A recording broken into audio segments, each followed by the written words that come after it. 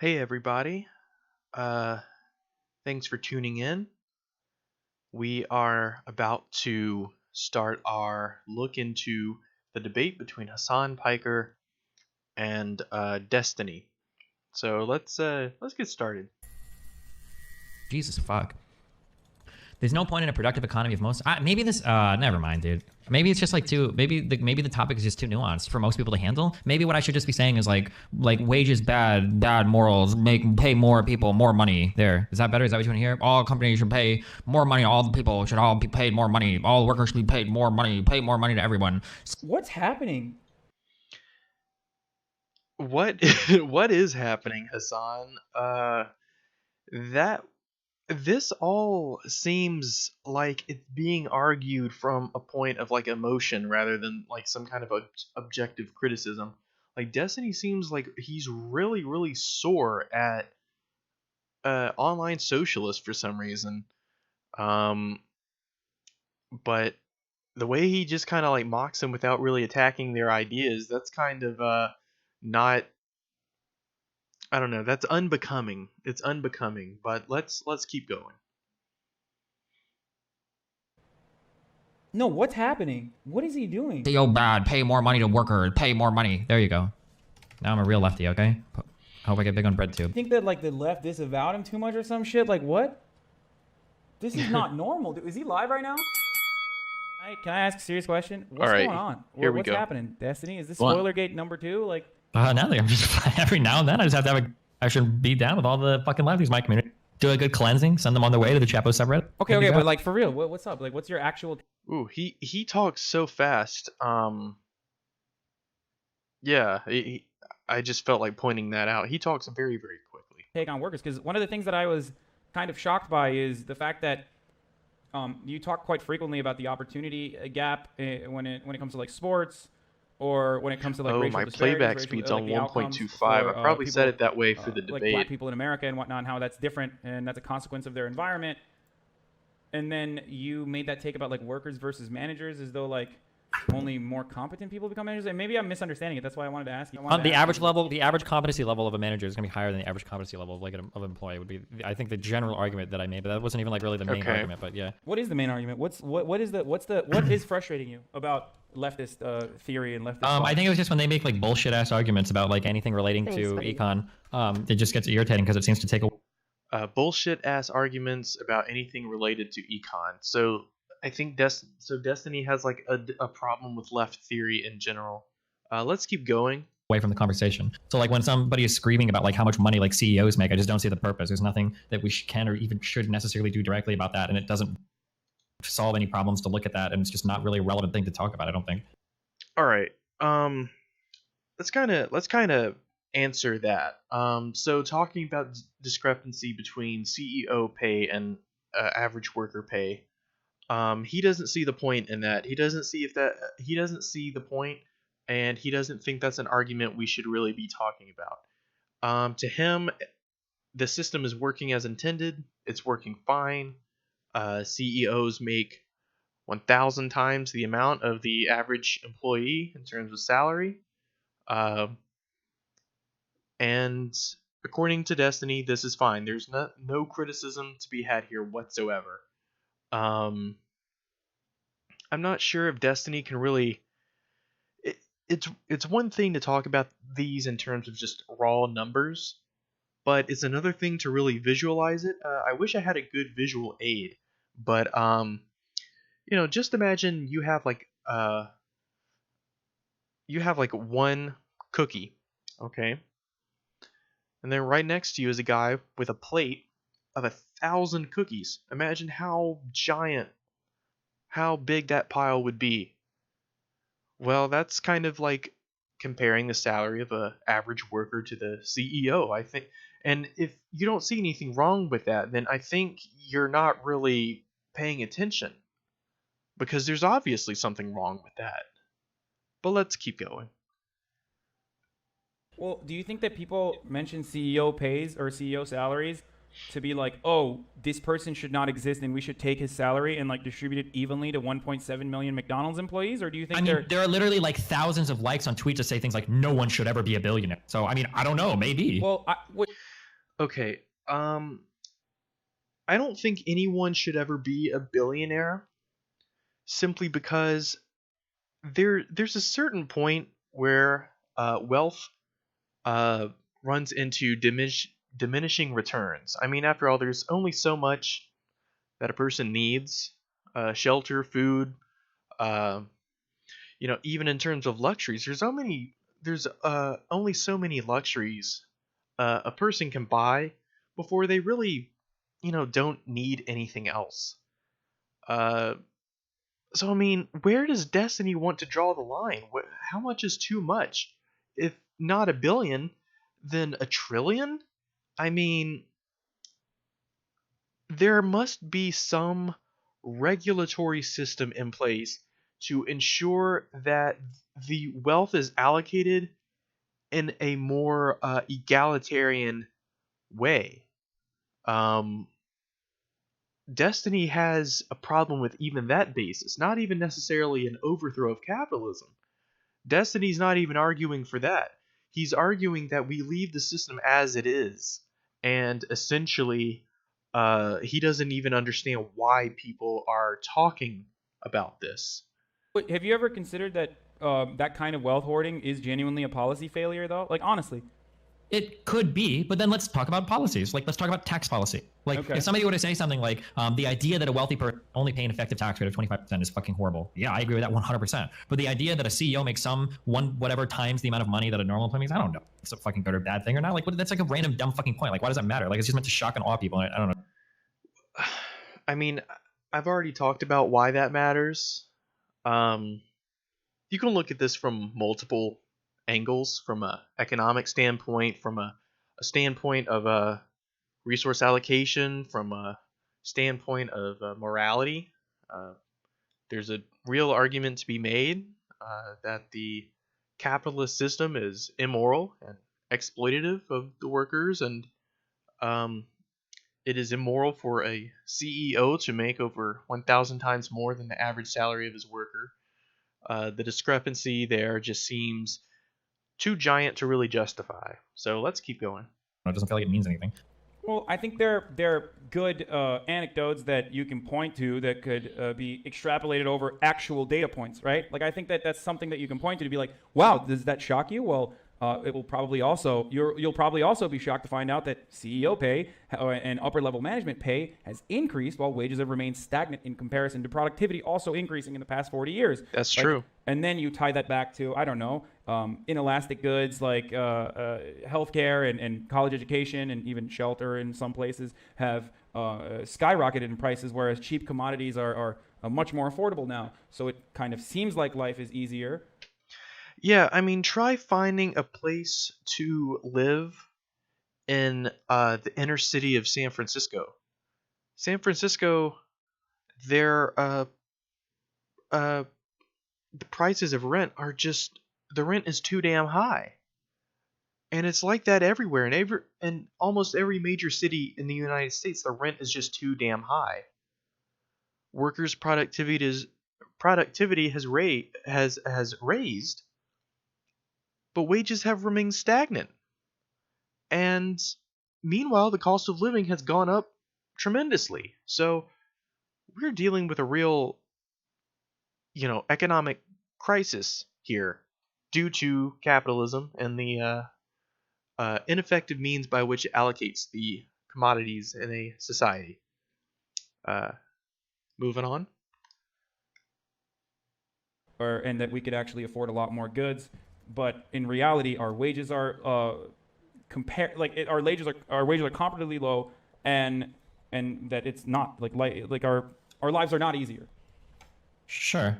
So that's the reason why I think a lot of people point to the CEO pay. It's not because they think that you should genuinely take the CEO pay, like execute the CEO and like give it back to every that just individual seems worker. like I guess like I'm just not interested in the appeals to emotion. It's so highly unrelated. It's not an appeal to emotion. You can appeal, like I said before, you can appeal to somebody's economic sensibilities. You can appeal from a purely pragmatic, purely scientific, purely sociological standpoint. It doesn't have to be emotional at all. Is there an emotional component into this? I certainly hope so. I hope that the proletarians are inflamed by the injustice and oppression that they go through, the exploitation that they go through. This is an emotionally charged topic because it deals with the oppression of an entire class of people. So to say emotion must somehow be divorced from the conversation, I think is sort of ignoring the plight of the workers all across the world. The workers are suffering, and so in voicing their grievances, there is certainly going to be an amount of emotion that comes across, or at least a certain amount of passion. Like it would feel like walking out to like Beverly Hills and being like, look at that disgusting fuck that drives a Lamborghini, and all the workers are fucked. And you're like, what the fuck? What does Lamborghinis have to do with workers getting fucked? And you're like, well, the disproportionate amount of earnings today in the United States allocates more income to high earners than low earners. And the fact that some people can afford Lamborghinis while other people can't drive is bad. It's like, okay, wait, what the fuck? Why the fuck are we attacking Lamborghinis? Like, you're so far removed. Well, I think the reason why we were talking about Lamborghinis in that example was because the Lamborghini is not so much the Lamborghini. It's the symbol that comes with the Lamborghini. It's a symbol of success. It's a symbol of wealth. It's a symbol of a winner, somebody who has won the American dream, somebody who has won the capitalist game. And so if you go down a street and you see a homeless person, and then you look up and you see a wealthy person driving a Lamborghini around, that's bound to raise some kind of moral, ethical question. And a more class consciously minded person, they might say, that rich person and that poor person, they're both human beings, and we live in a society that is highly industrialized and capable of producing the commodities that everybody needs to survive, and there's no reason in the society in which we live for homeless people to exist concurrent with people who are so rich that they have every material need they've ever wanted and could ever possibly want paid for, as well as that of their children and successive generations. So the sheer discrepancy between wealth in this nation is something that inherently draws with it moral and ethical considerations. Moral and ethics are at the center of the socialist movement. Uh, in short, you can't really call yourself a communist if you don't care about the workers. And to care about the workers, you need empathy. You need some kind of ethic developed.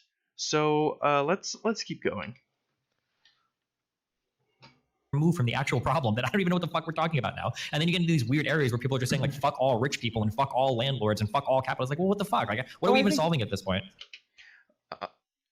When people say fuck all rich people, fuck all landlords, fuck all capitalists, that is signifying of the rising class consciousness present in the proletariat.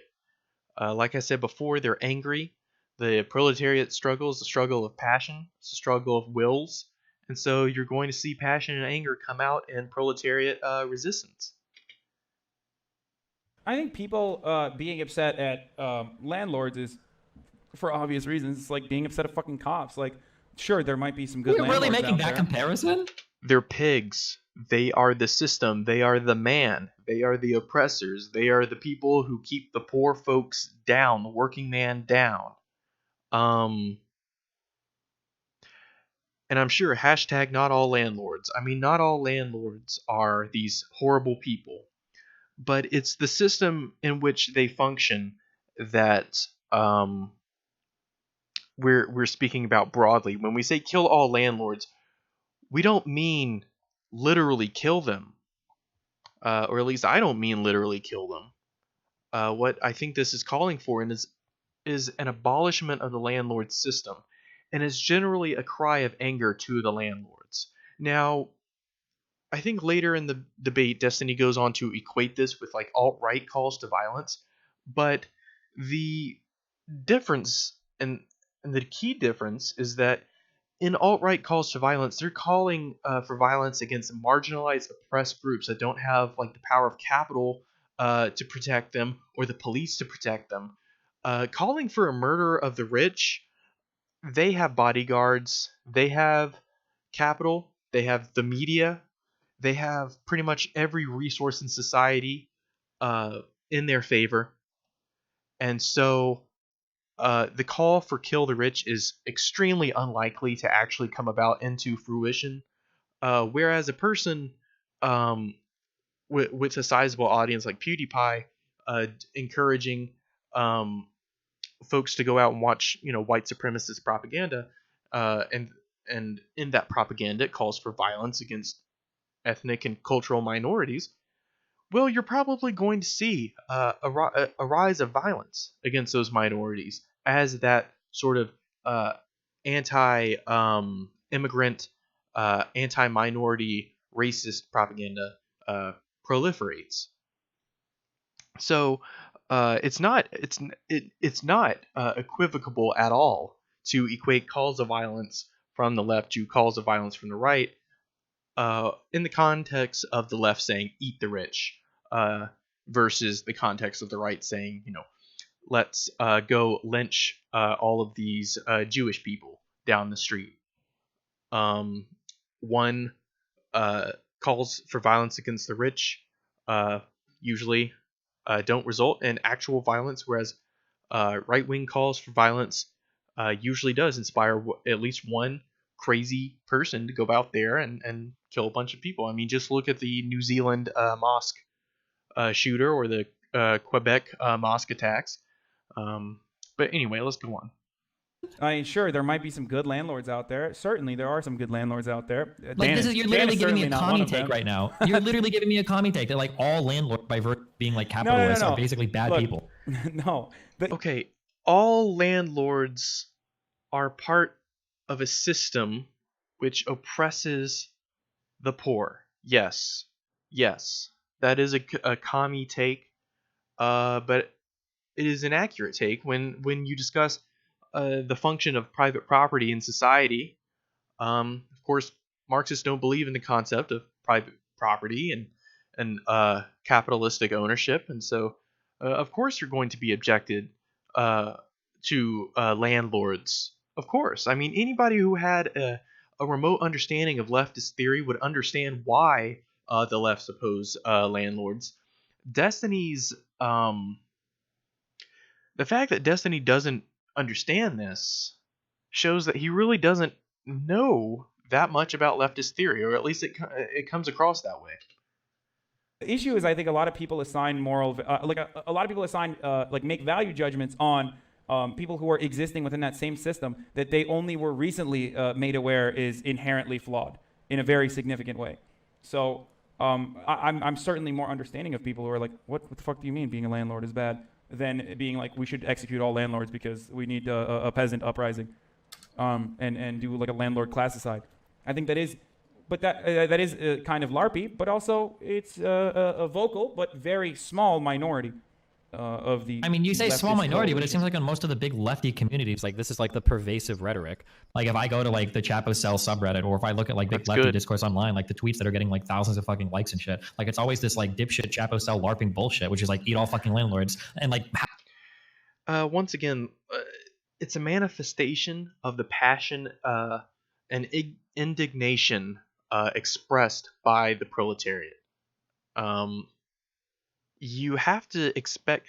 I mean, look at this from a Marxist point of view. The proletariat are exploited and stepped on by the capitalists every single day, and they are expected to exist within this system where they are little more than wage slaves, and they're expected to be grateful for the scraps that the capitalist masters give them, despite exploiting their labor every single day.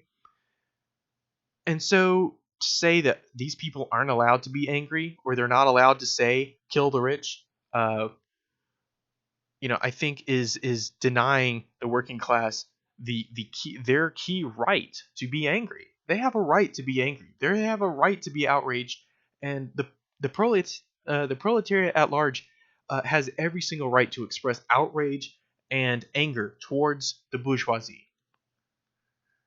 half of these kids like fucking like I don't even know who's read more Marx, like the people on the right that debate him or the actual lefties themselves, because every single time a lefty comes on, it seems like they have no fucking idea what they're talking about, even when it comes to lefty theory. So like But I don't think Destiny has any idea what lefty theory is, because he's not coming across as somebody who is very knowledgeable. I mean, I don't know. All of it is just like really obnoxious to me. Like, I wish that people would just like focus on the main issues. Like, fuck like the fact that there are billionaire CEOs. Like, let's talk about the fact that people can't afford, like Medicare, or not Medicare. People can't afford healthcare, or we need to do something. Those two issues are intrinsically tied together. Under the capitalist system, the means by which commodities are allocated, wealth is allocated in a society, has every bit an effect on a poor person's ability to purchase healthcare. The influence of capital alone in the pharmaceutical industry and the insurance industry, private insurance industry, has essentially set a price on human life. And so to say that let's talk about real issues like healthcare, well, the issue of healthcare is intrinsically tied to the issue of wealth inequality in this country. And both of those issues are intrinsically tied to the contradictions and failures built into the capitalist system. Related to these things that we can actually change, like tax policy or something like that. Not just like focusing on demonizing Well, they also, CEOs a lot of or leftists whatever. also abhor elections for that same reason that capitalist elections lead to capitalist outcomes that prop up owners of capital at the behest of, and leave workers in the dust, basically. And this is something that you also understand as well. I believe in elections. So obviously, I was recently arguing about this with my chat as well. But again, like, I think this is a good spot to sort of end the halfway point for this, but just wanted to wrap it up. I also believe, of course, in elections, the right to vote is one that is crucial to any free society, and a person's vote, while it may be meaningless under this capitalist system, there's always a chance that it can put into power a politician that can pass labor legislation or workers' rights legislation that helps alleviate the burden of the working class in the country. So to say, oh, this political system's corrupt, the game is rigged by capital, so there's no reason to participate in it, I think is sort of a defeatist mindset. And it's also a mindset that comes across from a position of privilege, because it's like saying, guys, we don't need to make any incremental changes to the system, even changes that would help alleviate the economic burden of the working class. Instead, we're just going to bide our time and wait until we can have a full-blown socialist revolution and establish a Marxist-Leninist state. But that, of course, in the meantime, what are the poor people supposed to do? What are the suffering people, the people suffering the most under the yoke of capitalism, supposed to do in that time? Just say, oh, okay, we'll sit here and wait. We'll wait until conditions get so bad that we'll have no choice but to do a revolt. So, in that aspect, electoral politics might stall the proletarian revolution because they'll be placated with legislation. But at the same time, the burden of the proletarian class will be lifted, if only but slightly.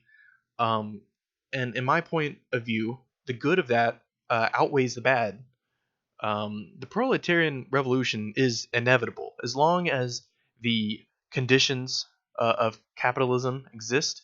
The class conflict between the proletarian and the bourgeoisie will continue to persist, and it will manifest anywhere that capitalism manifests. So with that, we will wrap it up and take a look at part 2 of this debate with Hassan Piker and Destiny. So stay tuned for that.